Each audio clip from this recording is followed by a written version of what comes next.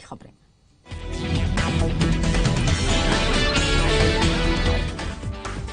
राजस्थान विधानसभा के स्पीकर ने सचिन पायलट को दल बदल कानून के तहत नोटिस भेजा, जा सकती है विधानसभा सदस्यता। सचिन पायलट समेत 19 विधायकों को भेजा गया नोटिस। व्हिप जारी होने के बावजूद मीटिंग में नहीं आए थे।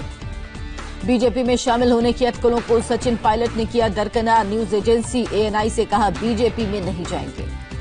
राजस्थान के हालात पर आज जयपुर में बीजेपी की अहम बैठक टली। वसुंधरा जयपुर नहीं जाएंगी। सचिन पायलट ने अपने रुख का दिया संकेत। ट्विटर प्रोफाइल से उप मुख्यमंत्री शब्द हटाया, खुद को बताया टोंक का विधायक। राजस्थान कांग्रेस कमेटी की कार्यकारिणी और सभी विभाग भंग, नए सिरे से किया जाएगा गठन। जयपुर में देर रात हुई गहलोत कैबिनेट की बैठक। 223 करोड़ रुपए के निवेश के प्रोजेक्ट को दी गई मंजूरी। जल्द हो सकता है कैबिनेट का विस्तार। बीजेपी ने गहलोत कैबिनेट के विस्तार की खबरों पर उठाए सवाल। गुलाबचंद कटारिया का दावा, अल्पमत में अशोक गहलोत सरकार, पहले फ्लोर टेस्ट कराए सरकार। बीजेपी प्रदेश अध्यक्ष सतीश पुनिया ने कहा, राजस्थान में कांग्रेस की विदाई का वक्त, जादूगर का जादू खत्म हुआ। केंद्रीय मंत्री गजेंद्र सिंह शेखावत ने सचिन पायलट को बताया जनाधार वाला नेता। कहा, बीजेपी में उनके लिए दरवाजे खुले। सचिन पायलट को राजस्थान में डिप्टी सीएम पद से बर्खास्त किया गया। राजस्थान कांग्रेस अध्यक्ष पद से भी हटाए गए। राजस्थान में पायलट के 2 समर्थक मंत्रियों पर भी गिरी गाज। गहलोत कैबिनेट से हटाए गए विश्वेंद्र सिंह और रमेश मीणा। गोविंद सिंह डेटासरा बने राजस्थान कांग्रेस के नए अध्यक्ष। सचिन पायलट की जगह लेंगे। गहलोत कैबिनेट में शिक्षा मंत्री हैं। पायलट को हटाने के साथ राजस्थान कांग्रेस में बड़ा फेरबदल। अभिमन्यु पुनिया को हटाकर अभिषेक चौधरी को एनएसयूआई अध्यक्ष बनाया गया। कांग्रेस से निकाले जाने के बाद सचिन पायलट का ट्वीट, कहा, सत्य को परेशान किया जा सकता है, पराजित नहीं। राजस्थान कांग्रेस प्रभारी का सचिन पायलट पर पलटवार, लिखा, अपने बीजेपी के साथ सत्य को परेशान किया, पराजित नहीं कर पाए। कार्रवाई के बाद गहलोत का पायलट पर बड़ा हमला। का 6 महीने से बीजेपी के साथ साजिश कर रहे थे। गहलोत ने कहा, मजबूरी में सचिन पायलट को पद से हटाया। विधायकों की खरीद बिक्री कर चुनी हुई सरकार गिराना चाहती है बीजेपी। सचिन पायलट के लिए ज्योतिरादित्य सिंधिया ने खोला मोर्चा। कहा, कांग्रेस पार्टी में प्रजातंत्र लॉकडाउन में, कांग्रेस में अब काबिलियत की कोई कीमत नहीं। पायलट को कांग्रेस से निकाले जाने का बड़ा रिएक्शन। दौसा, पाली सहित राजस्थान में कई जिलों की पूरी यूनिट ने इस्तीफा दिया। राजस्थान में किसी हंगामे को रोकने के लिए गुर्जर बहुल जिले में अलर्ट, प्रशासन को चौकस किया गया। महाराष्ट्र कांग्रेस ने संजय झा को किया सस्पेंड। फैसला तत्काल प्रभाव से लागू। पार्टी विरोधी गतिविधियों और अनुशासनहीनता का आरोप। 17 जुलाई को पीएम मोदी का संयुक्त राष्ट्र में संबोधन। संयुक्त राष्ट्र की 75वीं वर्षगांठ पर पीएम मोदी का संबोधन। भारत की सुरक्षा परिषद में जीत के बाद यूएन में पीएम मोदी का ये पहला भाषण होगा। इससे पहले पीएम मोदी ने संयुक्त राष्ट्र महासभा को पिछले साल सितंबर में किया था संबोधन। शाम 4:30 बजे यूरोपियन संघ की बैठक में पीएम मोदी हिस्सा लेंगे। चीन को लेकर यूरोपीय संघ का समर्थन लेने की रहेगी कोशिश। यूरोपीय संघ वर्चुअल समिट से पहले परमाणु ऊर्जा में सहयोग पर लगी मुहर। 13 साल से चल रही थी बातचीत। भारत और चीन के बीच सैनिक कमांडर्स की बातचीत हुई करीब 14.5 घंटे। भारत ने पैंगोंग समेत कई इलाकों से चीनी फौज पूरी तरह हटाने को कहा। अमृतसर और फिरोजपुर बेस कैंप में आर्मी चीफ का दौरा, सेना की तैयारियों का जायजा लिया। राजनाथ सिंह आज सीडीएस जनरल विपिन रावत और तीनों सेना प्रमुखों के साथ बैठक करेंगे। सशस्त्र बलों के लिए आवश्यक हथियारों की खरीद में तेजी लाने के लिए की जा रही है बैठक। डीआरडीओ ने मिलिट्री का सामान पहुंचाने के लिए बनाया नया सिस्टम P7। 7 टन तक के सामान को आसानी से किया जा सकेगा पैराड्रॉप। एचआरडी मिनिस्ट्री ने ऑनलाइन क्लास के लिए जारी किया दिशा निर्देश। स्कूल 1ली से 8वीं क्लास तक केवल 2 ऑनलाइन क्लास ले सकेंगे, हर क्लास 45 मिनट की। गाइडलाइंस के मुताबिक 9वीं से 12वीं क्लास तक रोजाना 4 ऑनलाइन क्लास ले सकेंगे स्कूल।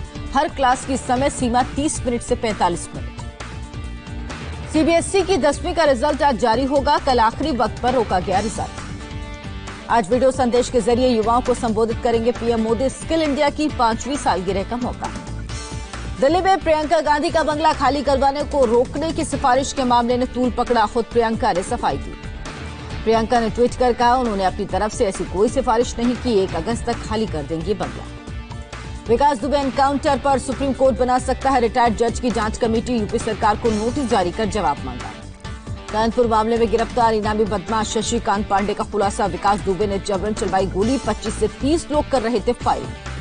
यूपी के बदायूं में बदमाशों से एनकाउंटर में पुलिस इंस्पेक्टर जख्मी। 1 बदमाश गिरफ्तार, दूसरा भागने में कामयाब। आईसीएमआर ने जारी किए कोविड टेस्टिंग के आंकड़े। अब तक 1,25,12,000 से ज्यादा सैंपल लिए गए। अमिताभ बच्चन की सेहत में तेजी से सुधार, ऑक्सीजन लेवल नॉर्मल। अभिषेक की तबीयत भी पहले से बेहतर। अमिताभ बच्चन की सेहत में सुधार के लिए पश्चिम बंगाल के आसनसोल में किया गया यज्ञ। कोरोना की वजह से अस्पताल में भर्ती हैं अमिताभ।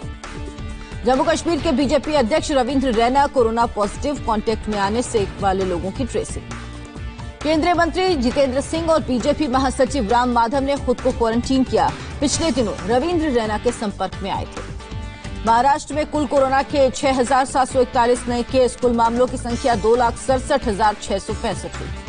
महाराष्ट्र में 24 घंटे में कोरोना से 213 मौत। केवल मुंबई में 70 लोगों ने दम तोड़ा। अब तक राज्य में 10,695 लोगों ने जान गंवाई।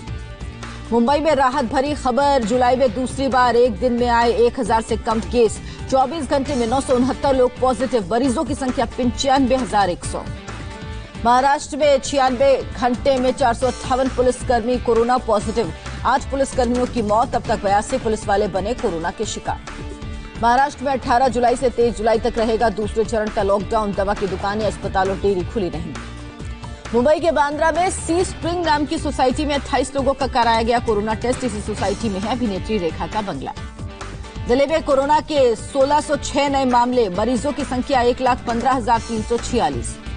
दिल्ली में कोरोना से 24 घंटे में 35 मौत। अब तक 3,446 लोगों की जान गई।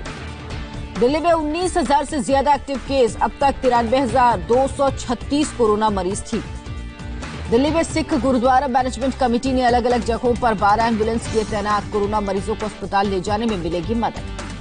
देश में 24 घंटे में कोरोना के 29,429 नए केस। कुल पॉजिटिव केसों की संख्या 9,36,181 हुई। 3,19,000 से ज्यादा एक्टिव केस। 24 घंटे में कोरोना से 582 लोगों की जान गई। अब तक 24,309 लोगों की मौत। कोरोना के 86% केस सिर्फ 10 राज्यों में, महाराष्ट्र और तमिलनाडु में देश के आधे से ज्यादा मरीज। स्वास्थ्य विभाग के मुताबिक अब रोजाना कोरोना से 3.24% की दर से फैल रहा है।